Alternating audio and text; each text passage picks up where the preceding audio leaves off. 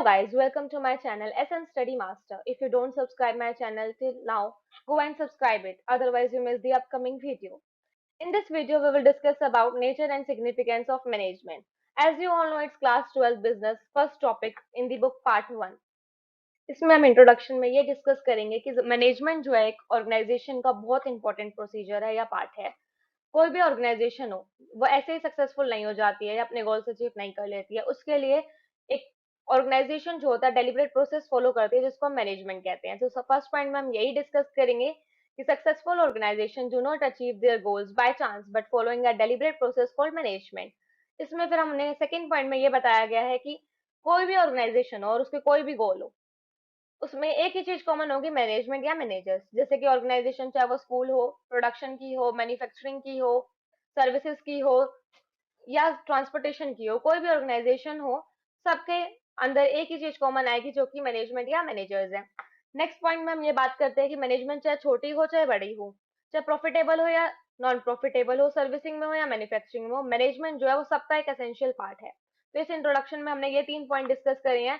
पहला कि मैनेजमेंट जो एक डेलिबरेटरी प्रोसेस है। सेकंड पॉइंट हमने डिस्कस करा है कोई भी ऑर्गेनाइजेशन हो या कोई भी गोल्स हो उसके मैनेजमेंट जो है उसमें कॉमन होती ही है।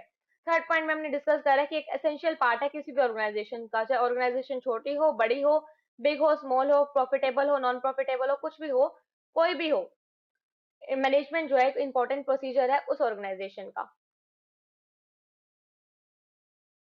तो ट्रेडिशनल कंसेप्ट में हम ये डिस्कस करेंगे कि कैसे मैनेजर जो था पहले मैनेजमेंट प्रोसेस फॉलो करता था और कैसे ऑर्गेनाइजेशन के गोल्स को अचीव करने में कंट्रीब्यूट करता था या हेल्प करता था। तो सबसे पहले वो क्या करता था, बेसिक उसका फंडा था कि भाई मेरे को अपना काम निकलवाना है एम्प्लॉय से बाय हुक और बाय क्रुक। तो वो क्या करता था, मैनेजर मशीन की तरह ट्रीट करता था एम्प्लॉयज को और उनसे काम निकलवाता था। क्यों निकलवाता था? ताकि ऑर्गेनाइजेशन के गोल्स को अचीव कर सके और एक सक्सेस पा सके ऑर्गेनाइजेशन के लिए ऑब्जेक्टिव और गोल्स को अचीव करके। तो हम इसमें पहला पॉइंट लिखेंगे, art of getting things done through others by whom, manager. Manager के द्वारा भी होती थी।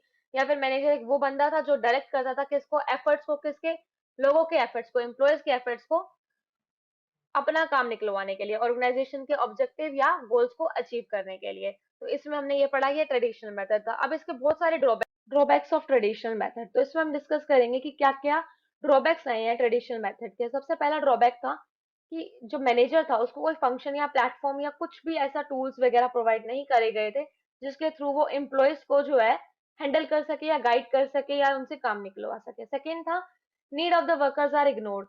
अब उसको मशीन की तरह काम करवा रहे थे हम एम्प्लॉयज को। जो हमारा मैनेजर था वो कैसे काम करा रहा था कि बस तुम काम करो बाय हुक और बाय क्रुक, मशीन की तरह ट्रीट कर रहा था। तो मशीन की तरह ट्रीट करेगा तो उसके जो इमोशनल, साइकोलॉजिकल, फिजिकल, इमोशनल सारी नीड्स को इग्नोर किया जा रहा था। थर्ड पॉइंट में बोला है कि मशीन की तरह उसको ट्रीट कर रहा था। ठीक है, तो इन तीनों पॉइंट में हमने ड्रॉबैक्स पढ़े क्या क्या। पहला कि मैनेजर को फंक्शंस नहीं दिए गए थे। सेकंड, इग्नोर की गई थी वर्कर्स की नीड। थर्ड, ट्रीट किया गया था वर्कर्स को एज अ मशीन। अब इन तीनों ड्रॉबैक्स को देखते हुए हमने मॉडर्न कंसेप्ट को लाया गया। तो मॉडर्न कंसेप्ट में बेसिकली हमने क्या पढ़ा है कि सबसे पहले ह्यूमन रिसोर्स को और फिजिकल रिसोर्स, दोनों रिसोर्सेज को ऑर्गेनाइज तरीके में, ताकि हम ऑर्गेनाइजेशन के और ऑब्जेक्टिव और गोल्स को अचीव कर सके इफेक्टिवली एंड एफिशिएंटली, एक प्रोसेस के थ्रू यूटिलाइज करें। तो management as a process of utilisation of human resources and physical resources, human resources like employees, and physical resources like capital, machine and materials, in such a manner that organization objectives are achieved effectively or efficiently. Next में हम ये discuss करते हैं कि planning, organising, staffing, directing and controlling, ये सारी activities जो है हमारी मैनेजमेंट की, इसको हम इफेक्टिवली एंड एफिशिएंटली यूटिलाइज कर सके रिसोर्सेज में, ताकि हमारे ऑर्गेनाइजेशन के गोल्स अचीव हो सके। ये भी हमारा मॉडर्न कंसेप्ट के अंदर आया गया कि खाली ह्यूमन रिसोर्सेज से काम निकलवाना नहीं है, ह्यूमन और फिजिकल रिसोर्सेज से काम निकलवाने के साथ साथ ऑर्गेनाइजेशन के इफेक्टिवली अचीवमेंट हो, गोल्स एफिशिएंटली अचीवमेंट हो, और प्लानिंग भी हो, ऑर्गेनाइजिंग भी हो, स्टाफिंग भी हो, डायरेक्टिंग भी हो और कंट्रोलिंग भी हो। ये सारी चीजों को ध्यान में रखते हुए हमने मॉडर्न कंसेप्ट को स्टार्ट किया। इसके बाद हम नेक्स्ट स्लाइड में पढ़ेंगे कि इसके क्या फीचर्स हैं। अब हमारा मॉडर्न कंसेप्ट आया ट्रेडिशनल कंसेप्ट के बाद, जो उसके ड्रॉबैक्स थे हम उसको कवर करते हुए हमने नया कंसेप्ट बनाया जो कि मॉडर्न कंसेप्ट है। तो उसका पहला फीचर है गोल ओरिएंटेड। ये क्या है, हमारे जो ऑर्गेनाइजेशन के गोल्स है उसको अचीव करता है। सेकंड में effectively and efficiently help utilise करता है ह्यूमन को और अदर रिसोर्सेज को।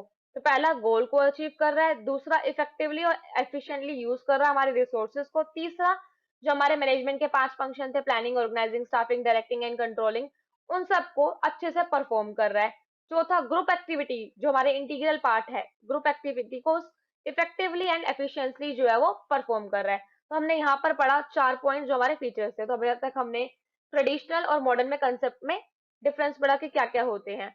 अब हमने बहुत सारी जगह ये वर्ड पढ़ा, इफेक्टिव एंड एफिशिएंसी। तो हम इसमें इसका डिफरेंस पढ़ेंगे कि क्या होता है इफेक्टिव एंड एफिशिएंसी, या इफेक्टिवनेस या एफिशिएंसी। तो हमारा ये डायग्राम जो हम समझेंगे, लेकिन इससे पहले हम बेसिक कंसेप्ट समझते हैं पहले इफेक्टिवनेस का। सबसे पहले इफेक्टिवनेस होता क्या है, इसमें अचीव करते हैं प्री डिटरमाइंड गोल्स को और एंड्स को। इफेक्टिवनेस मतलब कोई भी एक ऑर्गेनाइजेशन अगर अपने गोल्स को अचीव करती है या फिर अकम्प्लिश करती है अपना गिवन टास्क को, एक चाहे वो हाई कॉस्ट पे करे लेकिन अचीव कर रही है गिवन टाइम में, तो वो हमारा इफेक्टिवनेस है कि हमारा कंपनी जो है इफेक्टिवली वो काम कर रही है। तो इसमें मैंने एक एग्जांपल दिया, जैसे कि 5,000 यूनिट हमें मंथ के एंड तक प्रोड्यूस करनी थी, हमने वो प्रोड्यूस कर ली। अगर कोई हमें सिचुएशन ऐसी आई हम नहीं कर पा रहे तो हमने कॉस्ट ज्यादा बढ़ा दिया, लेबर ज्यादा बढ़ा दिया, कुछ भी हमें एफर्ट्स करने पड़े, या कोई भी पैसे के टाइम में कॉस्ट में कुछ भी लगाकर हमें पर्टिकुलर टास्क को अचीव करते हैं, वो होता है हमारा इफेक्टिवनेस। सेकेंड टर्म आती है हमारी एफिशिएंसी। एफिशिएंसी में क्या होता है, मिनिमम कॉस्ट में हम उस चीज को कंप्लीट करें। अभी हमने इफेक्टिवनेस में जो हमने लास्ट टॉपिक पढ़ा था उसमें हमने क्या पढ़ा था कि हमें सिर्फ अचीव करना है, चाहे कॉस्ट कितनी भी हो, चाहे मेहनत कितनी भी लगे, सिर्फ अचीव करने से मतलब है। लेकिन इसमें नहीं है, हमें मिनिमम कॉस्ट में उस चीज को अचीव करना है, तो वो एफिशिएंसी होती है। तो इसमें मिनिमम कॉस्ट में और ऑप्टिमम यूज हो रिसोर्सेज का, रिसोर्स का या तो अच्छे से यूज करा जाए या फिर मिनिमम कॉस्ट लगाई जाए। इन दोनों को ध्यान में रखते हुए चीज को अगर हम प्रोड्यूस करते हैं, यूनिट्स को हम प्रोड्यूस कर रहे थे, जैसे हमने 5,000 यूनिट्स लास्ट एग्जाम्पल में करी, तो वो होगी हमारी एफिशिएंसी, जो हम मेजर करते हैं कि हमारी आउटपुट कितनी लगी और इनपुट कितनी लगी। नेक्स्ट में भी हम ये भी बोल सकते हैं कि या तो हम उसमें लेस रिसोर्सेज लगाएं और ज्यादा सामान प्रोड्यूस करें, या फिर हम इसमें ये भी बोल सकते हैं कि हमने जो गुड्स लगाए हैं उससे हम ज्यादा इनपुट निकाल सके। तो इफेक्टिव और एफिशिएंसी में डिफरेंस समझ में आ गया होगा।